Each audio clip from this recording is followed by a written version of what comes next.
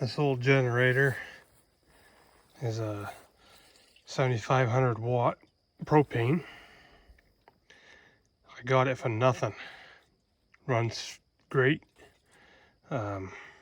Doesn't have the automatic transfer switch, but that's okay.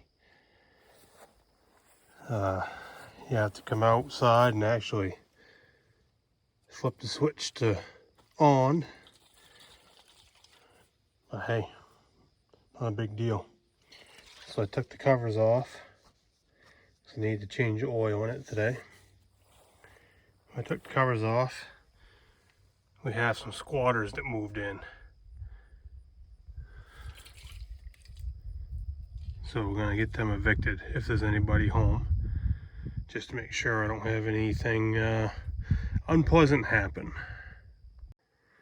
All right, there's nobody home there, so that's good. I like the design of this. It's got an oil drain hose. Unlike some designers, they'll just put a plug up in there and expect you to drain the oil out. Make a mess. So I've already broke this plug free.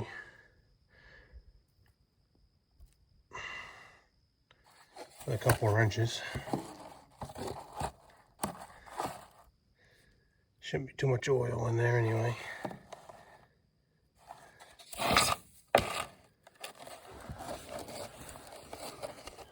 I don't have all the fancy tripods and rigging and all that.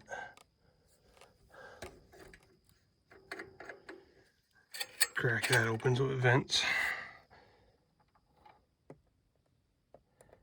It was low on oil, so we're not going to get the full amount coming out of here. So I figured that was a good time to change it while I put in new oil. Mix it in with the old stuff, right? Change it while it was low.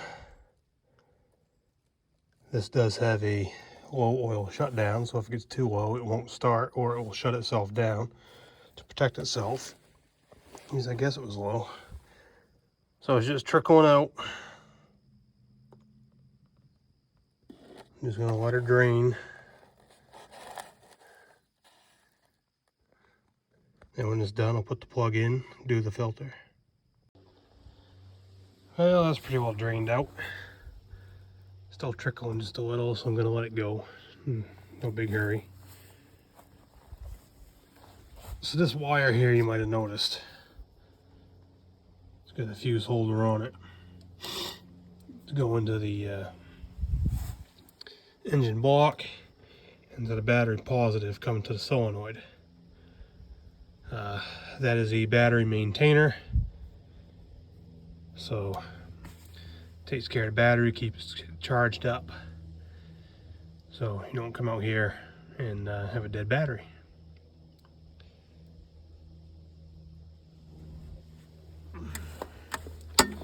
Well, I got this thing ready.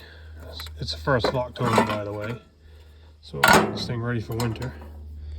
So I just want to check the air filter while we're here.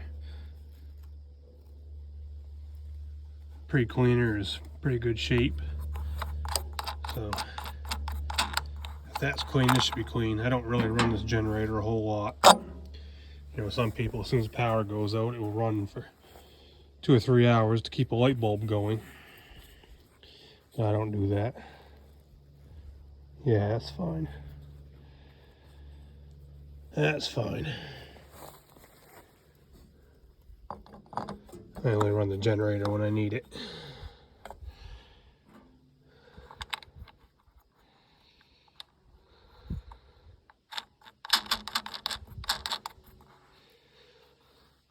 That's all good.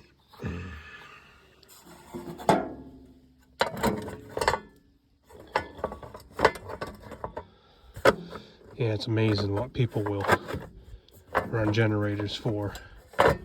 You know, power goes down here during the nighttime and everybody goes to bed, generators are still running just to keep a furnace running at night. You know, that's a lot of money people are spending in propane. This is fun trying to do this one-handed. There we go. people spend a lot of money on propane just to keep a furnace running. But they do it. Especially when they're paying $4.50 or more a gallon for it. Alright, we're down to a few drips here and there now. Put that plug in, tighten that back up with the wrenches, and change the filter. I thought I could probably spin the oil filter off by hand since I can actually get my hands on it, but it didn't work. So we'll cheat a little bit. Oh yeah, it's on there.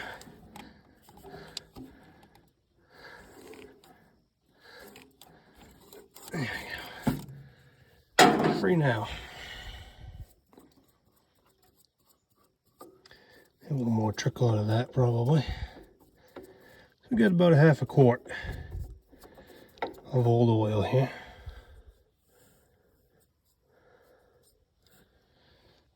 Set that off to the side. So I think this thing's supposed to hold 3/4 of a quart, something like that. All right. So for oil, there's a bag. It's a bag I had out of a 6-gallon box. So I took it out of the box so I can handle it a little bit better. I'm going to use up some of that in here and get rid of it. That's a 10W30 weight. So I'm going to get a little bit of new oil on my finger, running around this rubber seal just to lubricate it. Screw it on where the old filter was, and then we can fill the motor up. There's a new one. You can see the oil on the rubber seal that I smeared around.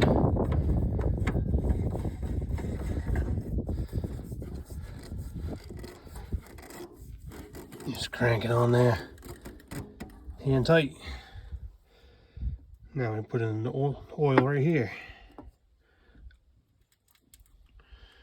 So we're not going to just upend that bag. We're going to stick the nozzle in there and pour out what looks to be a little more than a half a quart. Then we'll check it on the dipstick right there, see what we got. Looks like it's full on the dipstick when you pull it out. So I'm going to fire it up for a minute. Let it slop around there a little bit and settle itself back out. Then we'll see what it looks like.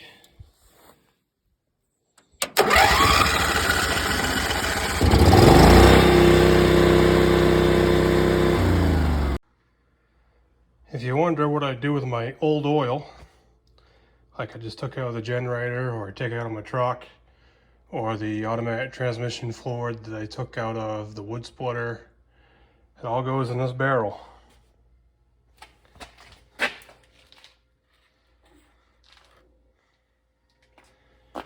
Just pour it in there. This barrel is fairly empty still.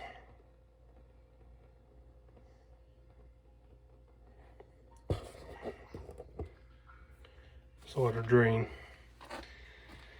I know a guy who has a auto repair shop and has a waste oil furnace, so he can burn this. So when the barrel gets full, I load it up in the truck, take it out to him, and he unloads it out of the truck and puts it in the storage shed, burns it through the winter to keep his garage warm, and I get an empty barrel. So he gets free heat, I get rid of the oil. It all works for me. Alright, let's look under the 710 cap.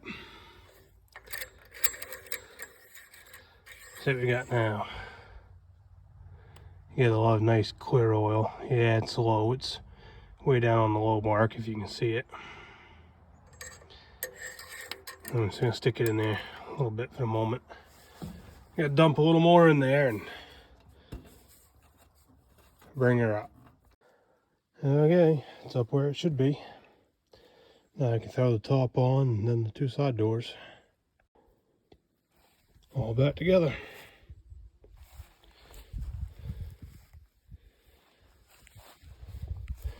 I don't know how long this thing's gonna last. Like I said, I hardly ever use it. But I didn't pay a penny for it either.